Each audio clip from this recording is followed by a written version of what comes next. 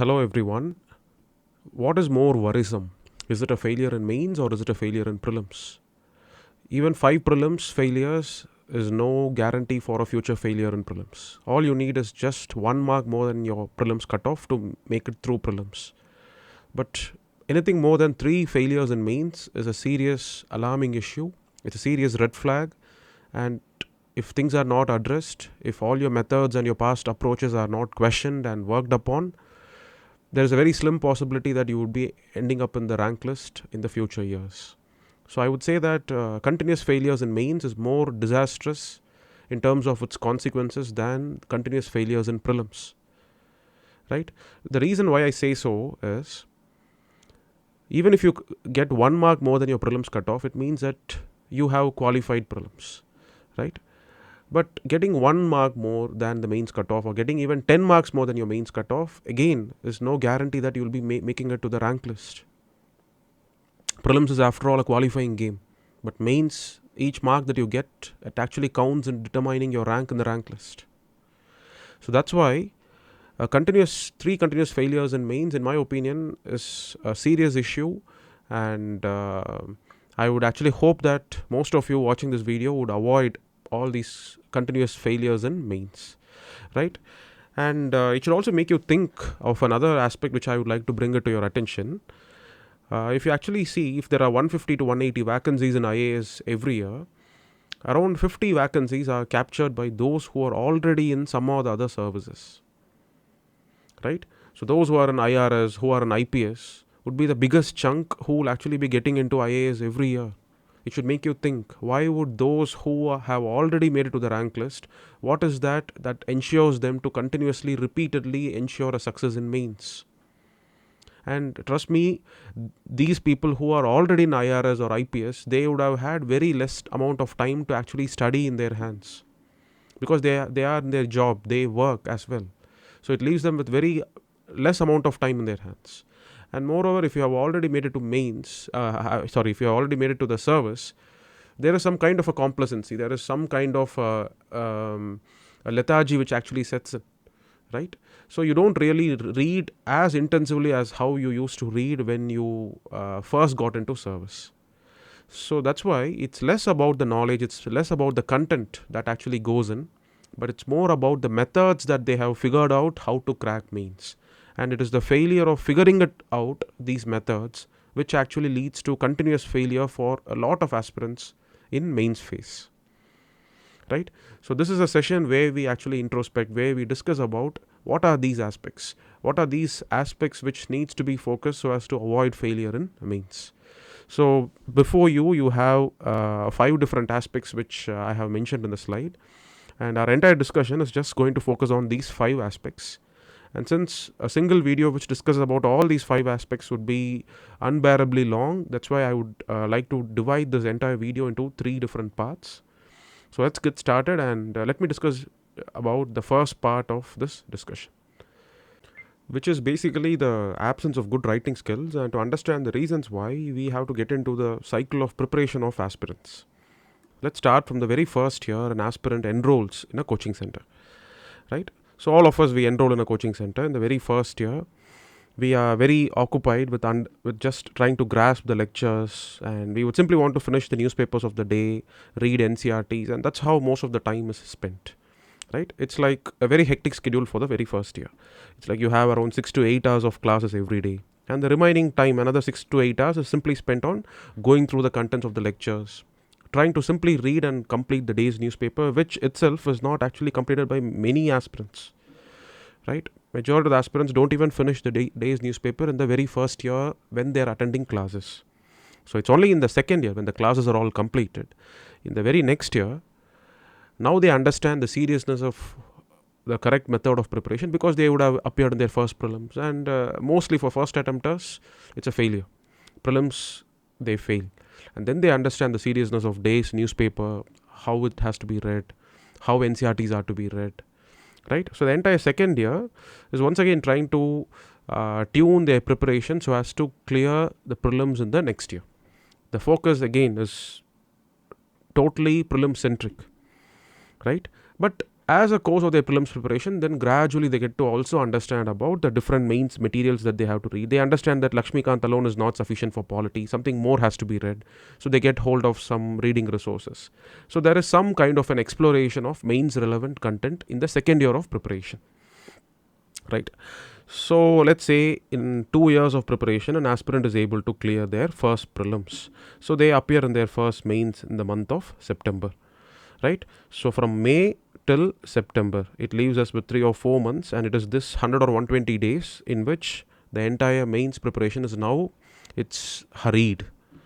And it is during this period of 3 months where around 80% of the aspirants who appear in mains, they realize for the first time that they don't have the necessary writing skills, because all through the last 2 years they have been busy focusing on prelims. So it's only in this 3 months they get to understand that the necessary writing skills they lack in terms of grammar, they lack in terms of the vocabulary, in terms of sentence construction, in terms of coherent writing. All these fundamentals of good writing skills they lack behind, right? And but nothing much can be done in this 3 months. These 3 months they are totally occupied with covering their optional, attempting tests, following it up with post-test studies. So that's how content acquisition is a major priority, and not much of changes to writing style, writing structures can actually be done. Fundamental issues, bad writing cannot be rectified in the 3 months. It's a long-term process. In 3 months, they have been identified with feedback that has been given by the tests as a result of the tests that they had taken. The feedbacks will be useful in identifying all their weaknesses, but not every weakness can be rectified in the 3 months, right?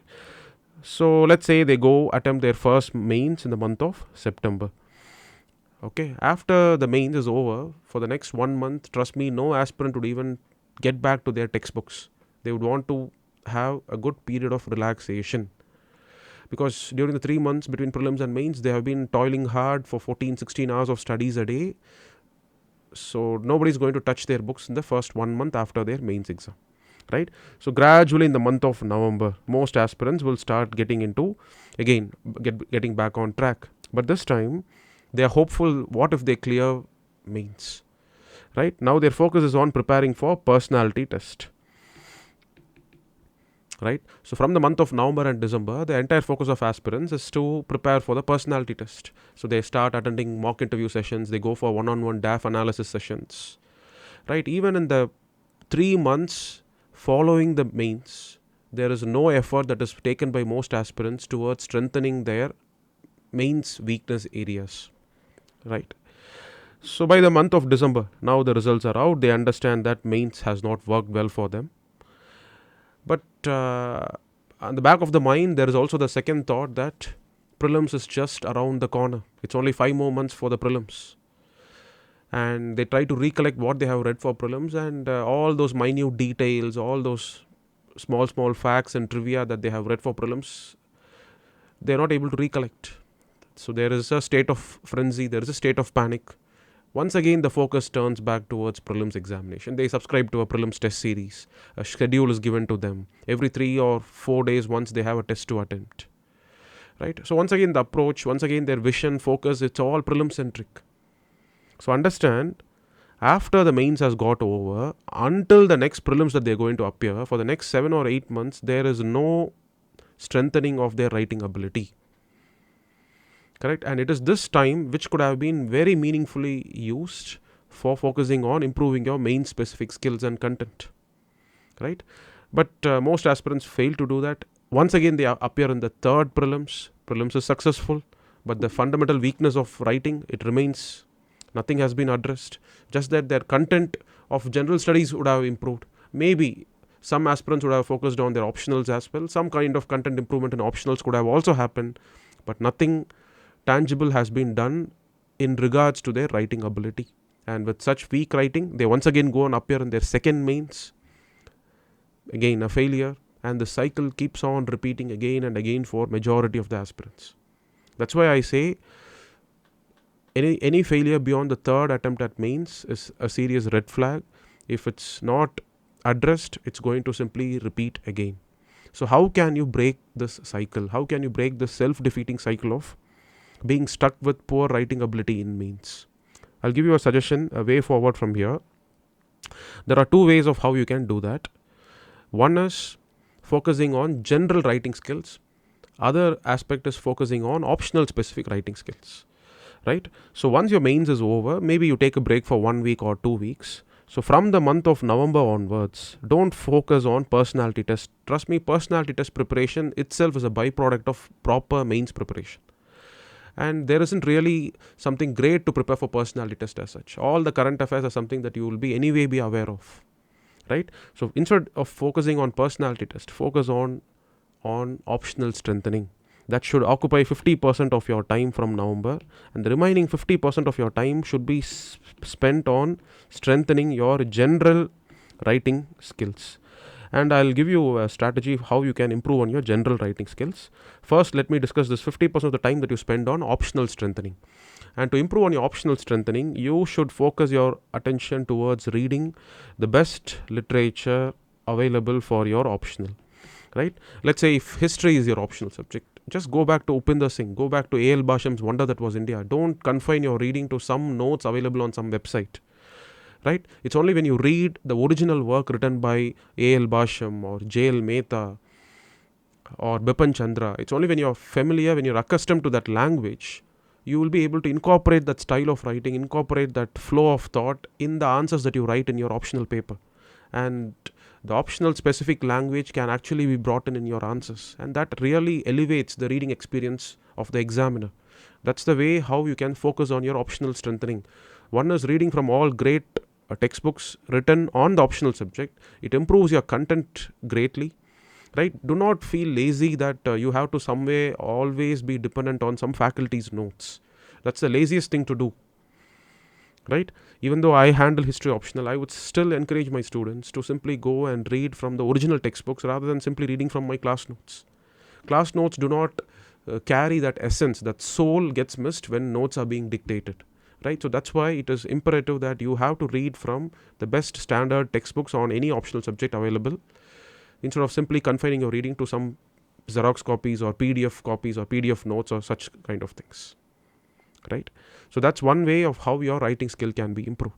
And another general method of improving your general writing skill is what I would call as the habit of writing summaries from newspaper articles. And what is a summary writing? All you need to do is simply read your most favorite columns from newspaper.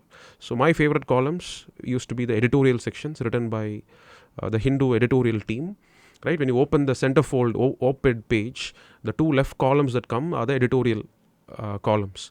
So what I used to do was I just read that, and without having any glance at it, just I take a piece of paper, a A4 sheet, whatever content I have read, I just simply try to write it down. I try to write it as close as possible to the language in which it is written in the newspaper.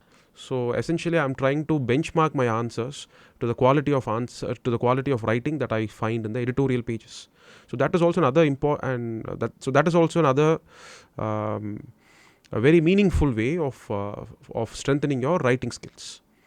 So if this process is done in the gap between your mains and the upcoming prelims, you have 7 to 8 months, and during this course of 7 to 8 months, if you can focus on working on your optional relevant skills as well as on general writing ability, right? You don't have to keep on attempting questions after questions.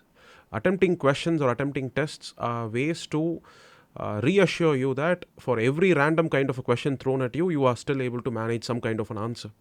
But simply writing tests is not going to improve your fundamentals of writing. Correct? But writing has to be improved on a slow basis. Right? Even if you write one page, but make sure that that one page is written properly.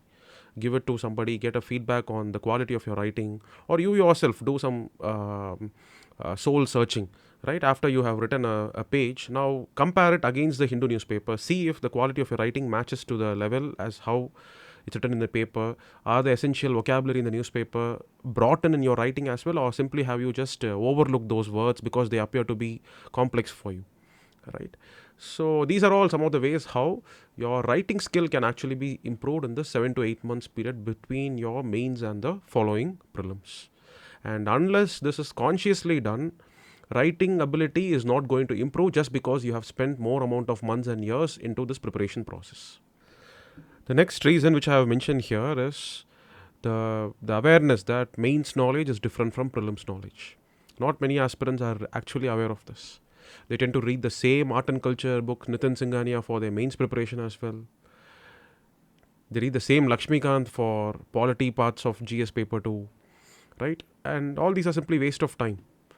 It's only when you are aware what kind of a different knowledge is required for your mains examination, you will be able to actually gather it simply from your newspapers.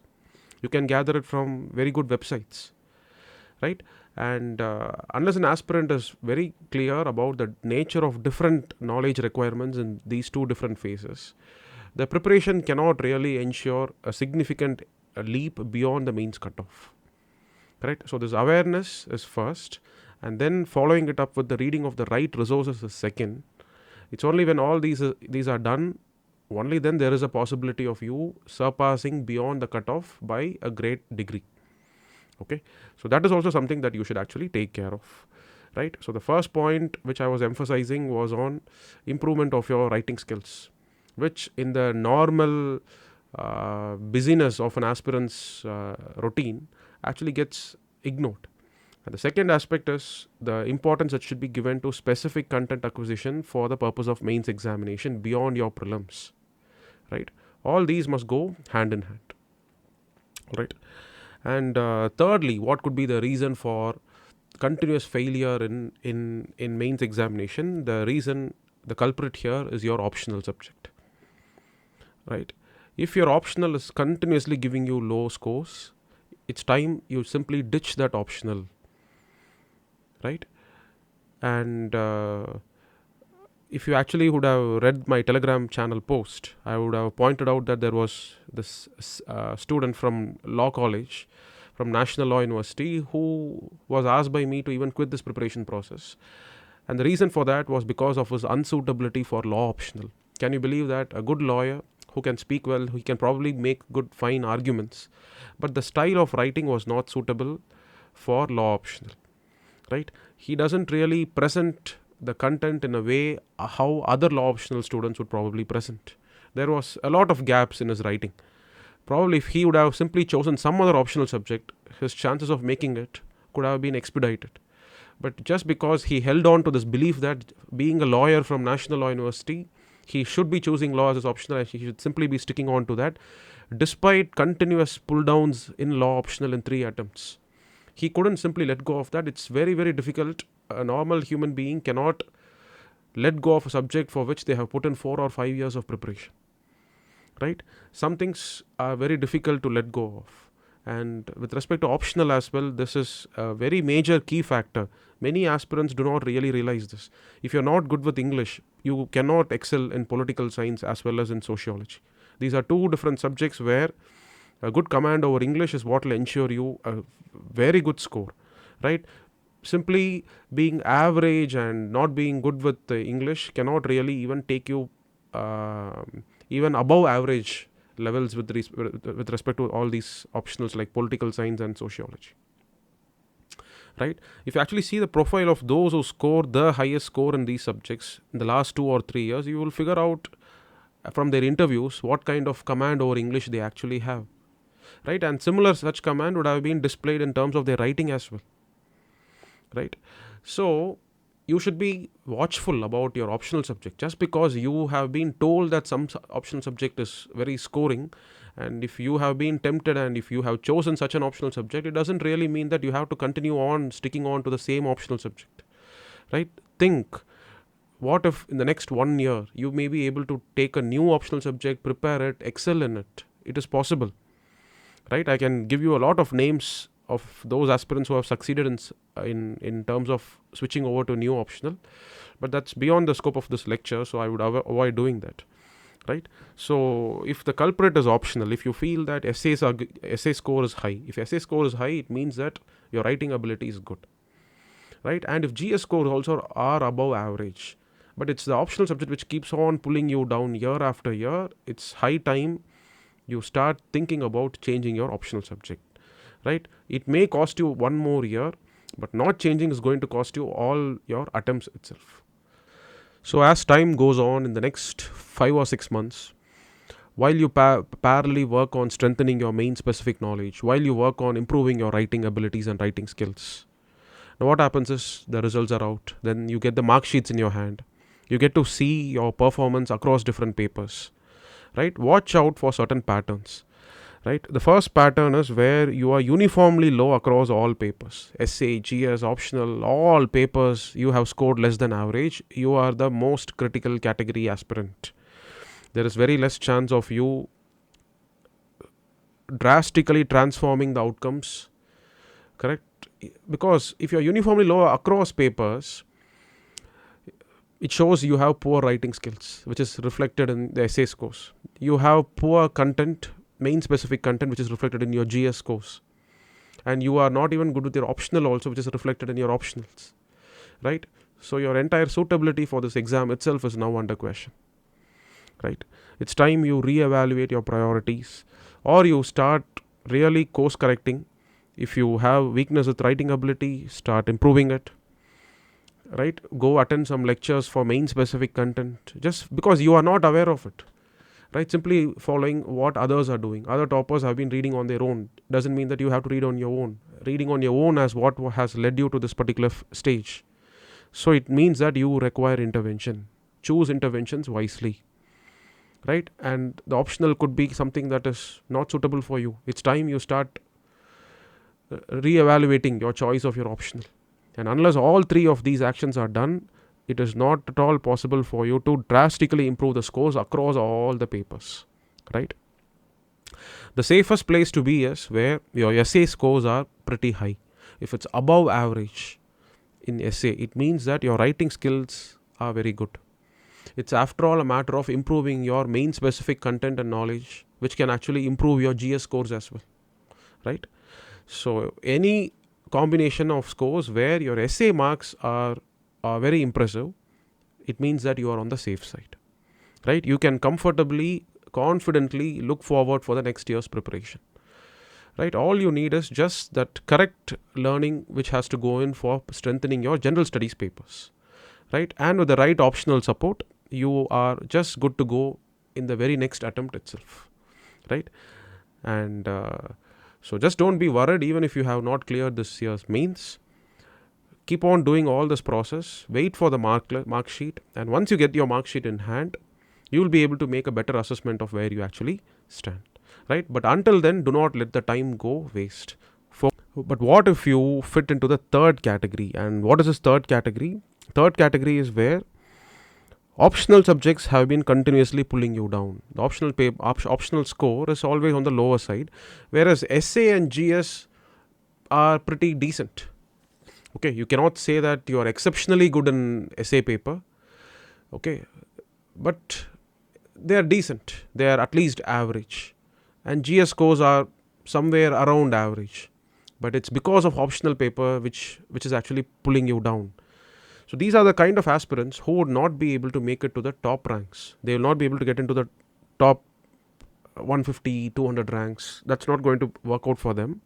But they do have a chance, if only they can question their choice of optional, right? An optional subject which is not going to give them results at all in 3 attempts will not give them results even in the next 3 years also. Simply a mere longevity in that optional is no guarantee of better marks, right? And since their scores vary, in some years essay scores are on the better than average, in some years it's lesser than average, right? If it's not on a stable pattern, that's the reason why I say that such aspirants will be able to get into the rank list but not to the top ranks if they can change their optional. But if the same course of action continues because you're scared, you're fearful of moving on to a totally new optional, then you really don't have a chance, right? So you should actually figure out where you stand after you analyze your marks. To summarize, if your scores are uniformly low across papers from essay, GS, optional, very slim chance of you making it.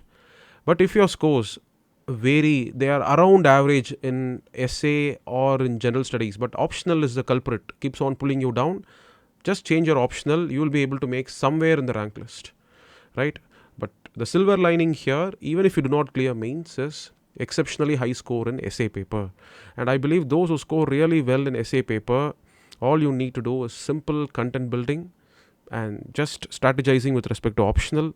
And if you can only do that, you have a great chance of making it even to the top ranks, right? So this is all about the first part of this lecture, where I have discussed with you about a few different reasons as to why aspirants probably fail in mains and what they may not even be aware of as their reasons for their failure, right? So the rest of the reasons will be discussed in the next video, which will be soon published. Thank you.